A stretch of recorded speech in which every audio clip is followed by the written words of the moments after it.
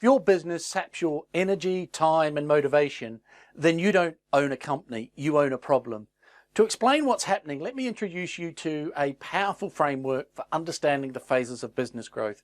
It's called the 5 Steps to Freedom, and this is the roadmap we use to help our clients build a true business asset, a company that continues to progress and produce profits, even without your day-to-day involvement. While these steps show a linear progression, it's normal for businesses to move back and forth between stages as they grow.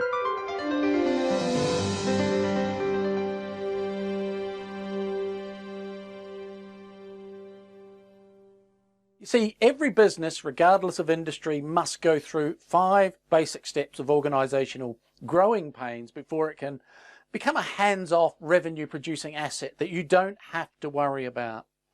The faster you can confront and defeat the challenges common to each step, the faster you'll be truly free from both a time and money perspective.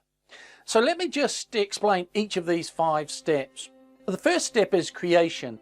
This is when you're beginning as an unknown in the marketplace, researching a viable niche or approach for your business, developing a working prototype of your business model and launching the enterprise. And although this step is called creation, sometimes even established businesses haven't taken the time to put together a solid business model or research an exact market niche. If this describes you, one of the most important things you can do is lay a sure foundation. Because until you do, you'll be dramatically hindered in your ability to transform your business into a profit-producing asset. The second step we call chaos.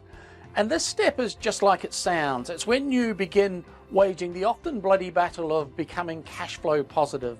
You do it by investing heavily in sales and marketing and other high impact growth strategies. And your goal is to create effective marketing systems and build enough brand awareness to capture as much market share as possible, as quickly as possible. Sadly, only a handful of businesses ever make it past this step. And if you're struggling to find enough time to really work on your business, chances are you're stuck here. Still, there is a light at the end of the tunnel, and if you can power through it, you'll soon find yourself in the next phase, the third step, which we call control. This is when you convert cash flow into profit by stabilizing and organizing your operations, measuring your well-chosen performance metrics and fine-tuning, adjusting the business model. This step is all about systems, organizing the business in such a way that you aren't needed for every decision, every sale, every day-to-day interaction with staff and customers. What you're trying to do is get your business to continue expanding into the fourth step, which we call prosperity.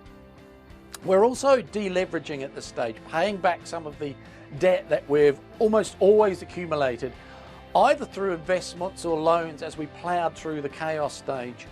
Your goal here is to solidify a position of dominance in your niche market by economizing and optimizing for efficiencies, and this will allow you to continue to invest in growth and repay debt.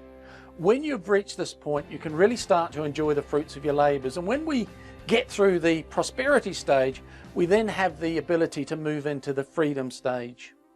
Your final act is to reproduce yourself and develop a strong core of leaders who will continue to grow the business through partnerships, joint ventures and acquisitions. At this point, you will enjoy the luxury that comes from having free time and free cash flow.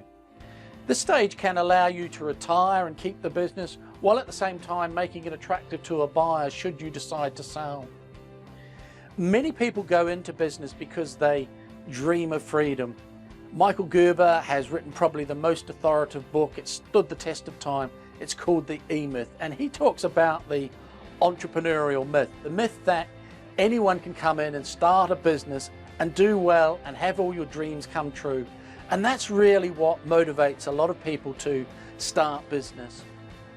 But the reality, what most people learn in business is that we start a business and getting through those 5 steps take a lot longer than we think, because most people who start businesses are technicians.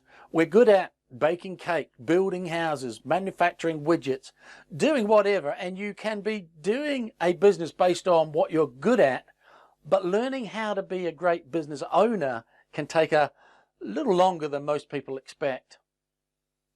If you have any questions on this, book a complimentary 15-minute call with me at timewithshane.com. In those 15 minutes, we'll find out if you are good to go on your own or if you could use some help. I'm Shane Spears of Summit Scale. See you next time.